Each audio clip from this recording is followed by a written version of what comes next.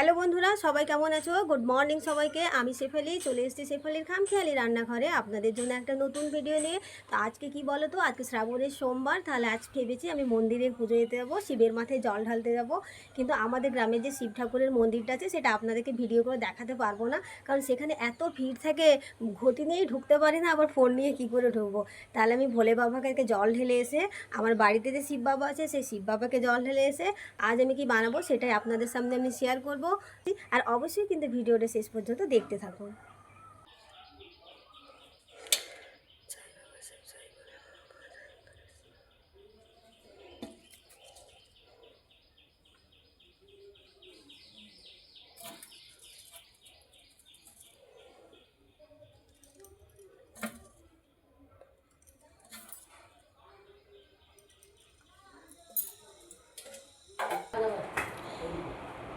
ओम नमः शिवाय, ओम नमः शिवाय, ओम नमः शिवाय, ओम नमः शिवाय, ओम नमः शिवाय। তো বন্ধুরা দেখো, আমি মন্দির থেকে শিব ঠাকুরকে জল ঢেলে চলে এসেছি, আমার বাড়ির শিবকে আমি পুজো করে চলে এসেছি। তাহলে আজকে হচ্ছে শ্রাবণের শেষ সোমবার, তাহলে আজকে ভেবেছি নিরামিষ কিছু রান্না করে খাবো। তাহলে আজ ভেবেছি গোবিন্দভোগ চালের সেদ্ধ ভাত বানাবো। তাহলে চলো গোবিন্দভোগ চালের সেদ্ধ ভাত কীভাবে বানাচ্ছি সেটাই আমি আপনাদের সামনে শেয়ার করে দেখালাম। আর এখন অনেক দেরি হয়ে গেছে, 12:30 বেজে গেছে। আমি 10টার সময় মন্দিরে গিয়েছিলাম, কিন্তু ফিরেছি আমি 12:30টার সময়। তো ভেবে দেখেছো মন্দিরে কত ভিড় হয়েছে। তা আমি সুযোগ পেলে অবশ্যই আমাদের গ্রামের মন্দিরগুলো আপনাদেরকে আমি ভিডিওতে শেয়ার করে দেখাবো। তাহলে চলো আমি গোবিন্দভোগ চালের সেদ্ধ ভাত কীভাবে রান্না করছি সেটাই আপনাদেরকে আমি দেখিয়ে দিলাম। তো কার কার এই সেদ্ধ ভাতের থালাটা ভালো লেগেছে, তাহলে চলো বানিয়ে ফেলি গোবিন্দভোগ চালের সেদ্ধ ভাত। তো দেখো, সেদ্ধ ভাত বসানোর জন্য যা যা সবজিগুলো লাগবে সেগুলো আমি কেটে নেবো। তাই এখানে তো অনেক সবজি আছে, তো আমার যতটুকু লাগবে ততটুকু আমি সবজি কেটে নিয়ে ধুয়ে পরিষ্কার করে আমি নিয়ে আসছি।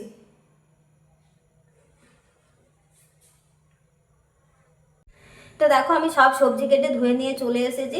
তাহলে আমি এখানে কুমড়ো, গাজর, ঝিঙ্গে আর আলু কেটেছি। আপনারা আপনাদের পছন্দ মতন সবজি দিয়ে দেবে। আমার এগুলোই ছিল বাড়িতে, সেজন্য আমি এগুলোই কেটেছি।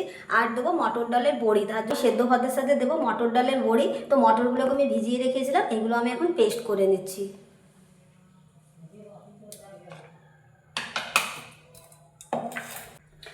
তো চলো মটরগুলো আমি পেস্ট করে নিচ্ছি। সামান্য একটু জল দিয়ে আমি মটরগুলো পেস্ট করে ফিরে আসছি। তো মটর ডাল বাটা হয়ে গেছে, মটর ডাল বেটে ফিরে এসেছি। তাহলে চলো কিভাবে সেদ্ধ ভাত বানাচ্ছি সেটা আমি আপনাদের সামনে শেয়ার করলাম। তো বন্ধুরা দেখো, আমি ছোট্ট হাঁড়ির মধ্যে গরম জল বসিয়ে দিয়েছি। যেহেতু আমি একা খাবারটা খাবো সেই জন্য ছোট্ট হাঁড়িতেই বানাচ্ছি। তাহলে চলো আমি শুরু করে দিচ্ছি রান্নাটা।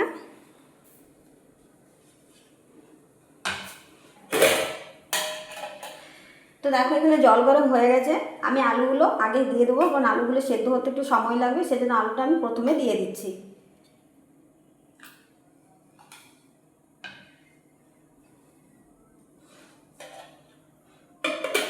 তো একটু ঢাকনা লাগিয়ে দিয়ে আলুটা সেদ্ধ হয়ে যায়, আমি গোবিন্দভোগ চালটা তখনকে ধুয়ে আনি।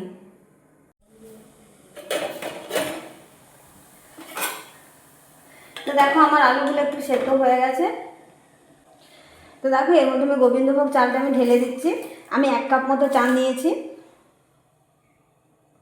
তো চালটা আমি দিয়ে দিয়েছি, যে চালটা একটু আমি নাড়িয়ে নিলাম, তো চালটা একটু ফুটে যায়, তারপর বাকি সবজিগুলো একটু আমি পরে দেবো।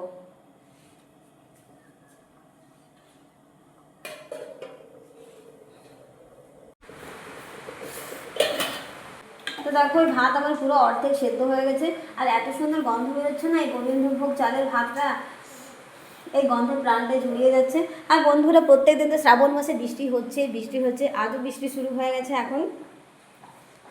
তো দেখো, চাল তো আমার অর্ধেক সেদ্ধ হয়ে গেছে। এর মধ্যে আমি বাকি সবজিগুলো এখন দিয়ে দেবো। কুমড়ো দিয়ে দিলাম, গাজর আর ঝিঙে আমি দিয়ে দিলাম। এই সবজিগুলো আমি দিয়ে দিয়েছি। আর বাকি যে ভাতটা রান্না হতে বাকি আছে, সবজিগুলো হতে হতে ভাত চাল সব একেবারে সেদ্ধ হয়ে যাবে। তাহলে চলো আর একটু ঢাকা দিয়ে দিই, আস্তে আস্তে ভাতটা হতে থাক।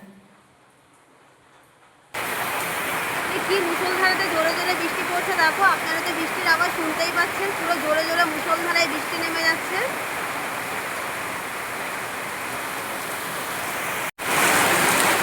তো বন্ধুরা দেখো, ভিডিও করতে করতে আমি বাইরে চলে এসেছি। কীরকম ঝমঝম করে বৃষ্টি পড়ছে। বৃষ্টিতে পুরো মেঘ দেখো কালো হয়ে গেছে, পুরো চারিদিকটা কালো দেখাচ্ছে। আর ওই মেঘলা আকাশটা দেখো কত সুন্দর দেখাচ্ছে, পুরো মেঘটা যেমন কালো হয়ে গেছে। এই মেঘলা আকাশটা দেখতে কত সুন্দর লাগে। কার কার এই মেঘলা আকাশ ভালো লাগে? দেখো কত বৃষ্টি পড়ছে, পুরো ঝমঝম ঝমঝম করে বৃষ্টি পড়ছে।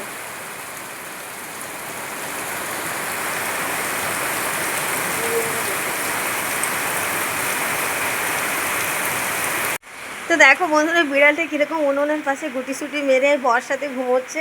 জানো তো, কখনো কখনো বিছানাতে ঢুকে যায়, কখনো আবার সোফাতে ঘুমিয়ে যায়। এত সুন্দরভাবে বিড়ালটা ঘুমায় না, দেখলে খুব মায়া পড়ে যায়। দেখো এই বর্ষাতে টিপ টিপ বর্ষা হচ্ছে, আর কেমন বিড়ালটা উনুনের পাশে দেখো গুটিসুটি হয়ে শুয়ে আছে, দেখছো? দেখো, জানো মনে হচ্ছে কত ভদ্র বিড়াল। তার মাঝখানে একটু পরে দেখবে বেরিয়ে যাবে, কোথায় শিকার ধরে আনবে, কোথায় চুরি করবে। ও বর্ষাতে নিশ্চিন্তে ঘুমোচ্ছে। তো দেখো আমার ভাত প্রায় হয়ে এসেছে, সব কিছু প্রায় সেদ্ধ হয়ে গেছে, একদম শেষের মুহূর্তে। তো বন্ধুরা, আমি যে মটর ডালটা বেটে রেখেছিলাম, সেই মটর ডালটা আমি এখন নুন মাখিয়ে এই ভাতের ওপরে বড়ির আকারে আমি দিয়ে দেবো। বাইরে বৃষ্টি ঝমঝম করে জল পড়ছে, আর এখানে আমি গোবিন্দভোগ চালের সেদ্ধ ভাত বানাচ্ছি। যে মটর ডালটা আমি বেটে রেখেছিলাম সেটা নুন মাখিয়ে নিয়েছি। এবার চামচ নিয়ে দিয়ে আমি একটু একটু করে ভাতের মধ্যে দিয়ে দেবো।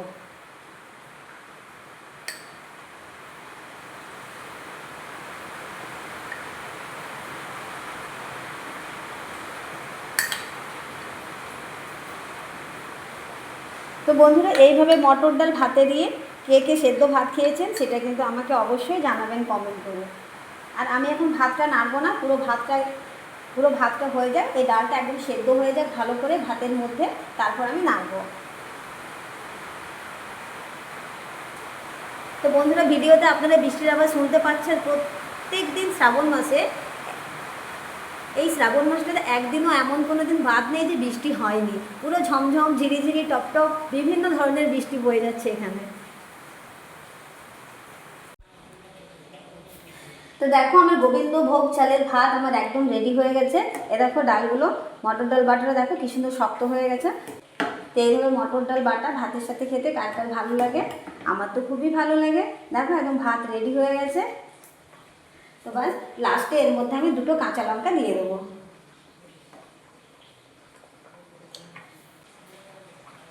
তো দেখো, গোবিন্দভোগ চালের ভাত একদম রেডি হয়ে গেছে।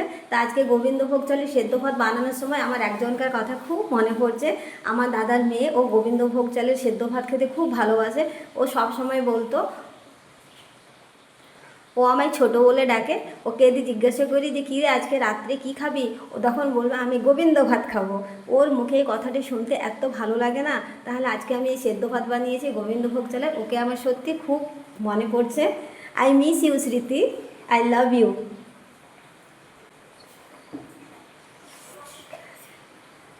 এই গোবিন্দ ভাত খেতে খেতে তোমাকে আমার খুব মনে পড়বে। তুমি তাড়াতাড়ি চলে আসবে, তোমার স্কুল ছুটি হলে তুমি এখানে তাড়াতাড়ি চলে আসবে। তো দেখো, আমি ঠাকুরের পূজা দেওয়া হয়ে গেছে। শিব ঠাকুরকে আমি জলও ঢেলে দিয়েছি স্নান করে। আমার এদিকে সেদ্ধ ভাতও রেডি হয়ে গেছে। তাহলে চলো, এরপর আমি সেদ্ধ ভাত নামিয়ে খাবার জন্য রেডি হয়ে যাচ্ছি। তো দেখতে কেমন হয়েছে সেদ্ধ ভাতটা, চলো থালাতে বের করে নিই। তো গরম গরম গোবিন্দভোগ চালের সেদ্ধ ভাত আমি থালাতে নিয়ে নিচ্ছি।